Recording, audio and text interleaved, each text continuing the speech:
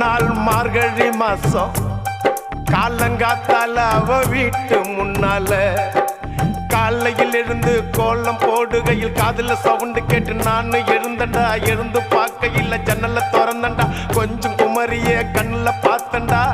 அவ என்ன பார்த்தா, நான் அவளை பார்த்த. அப்புறம் கண்ணும் கண்ணும் முட்டிக்குச்சு, காதல் வந்து ஒட்டிக்குச்சு. டாவு டாவு டாவுடா டாவில்லாட்டி டையிடா.